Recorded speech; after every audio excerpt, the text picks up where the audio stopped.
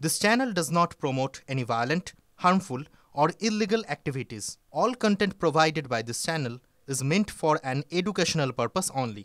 Top quality और consistent performance के लिए सिर्फ सिल्वर पंप नाम याद रखना। এই মুহূর্তে আরো একটা বড় খবর, হাওড়া নরসিংহ কলেজে যৌনাঙ্গ দেখাতে বাধ্য করা নেতাকে অবশেষে শোকজ করল টিএমসিপি। টিভি9 বাংলার খবরের জোরে অবশেষে টনক নড়ল তৃণমূলের ছাত্র সংগঠনের। সুমন মহাপাত্রের সঙ্গে কথা বলবো আমরা। সুমন, অবশেষে তাহলে মনে হলো তাদের যে ব্যবস্থা নেওয়ার প্রয়োজন? দেখো, এই খবর সবার প্রথম ব্রেক করেছিলাম আমরা। হাওড়া নরসিংহ দত্ত কলেজে কি নৃশংস ঘৃণ্য ঘটনা চলছিল, তার ছবি সহ কমপ্লেন লেটার সহ ব্রেক করেছিল টিভি9 বাংলা। এবং দেখা যাচ্ছে তৃণাঙ্কুর ভট্টাচার্যের সঙ্গে কার্যত বলা চলে আমাদের সঞ্চালকের কথা কাটাকাটি পর্যন্ত হয়েছিল যে কেন এই সৌভিক রায়ের বিরুদ্ধে পদক্ষেপ নয়। তারপর অবশেষে এই সৌভিক রায়ের বিরুদ্ধে অন্তত কিছুটা পদক্ষেপ করেছে তৃণমূল কংগ্রেস এবং তৃণমূল ছাত্র পরিষদ।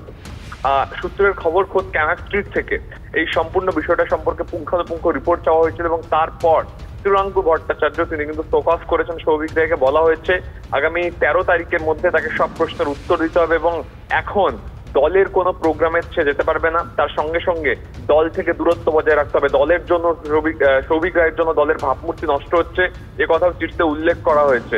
এবং 13 তারিখের মধ্যে কেন তাকে সাসপেন্ড করা হবে না, কেন তার টিএমসিপি ছাত্র যে শাখার পদ রয়েছে এবং তার যে দলীয় সদস্যের পদ রয়েছে তা বাতিল করা হবে না তা কিন্তু বুঝতে পারছি। সুমন, ধন্যবাদ।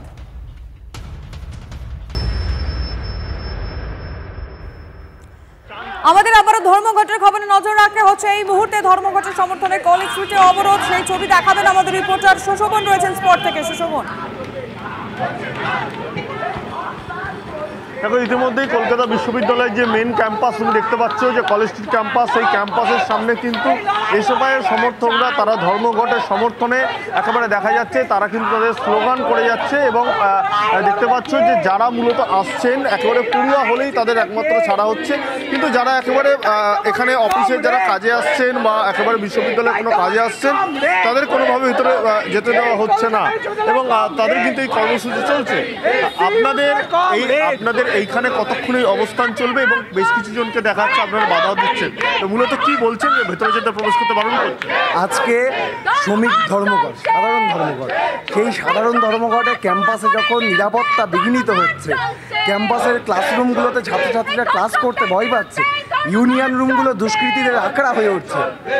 এই শ্রমকোডে যা লাগু হয়েছে তাতে অস্থায়ী কর্মচারী নিয়োগের পথ প্রশস্ত হয়েছে। তাতে করে ক্যাম্পাসে নিরাপত্তা ব্যবস্থা সুনিশ্চিত করা কর্তৃপক্ষের পক্ষে কষ্টকর হয়ে উঠছে। আমরা বলছি স্থায়ী পদে স্থায়ী কর্মচারী নিয়োগ করতে হবে, স্থায়ী পদে স্থায়ী নিরাপত্তারক্ষী নিয়োগ করতে হবে। আমরা বলছি 8 ঘন্টার পরিবর্তে 12 ঘন্টা কাজ, সেখানে ওয়ার্কিং স্টুডেন্টদের পড়াশোনা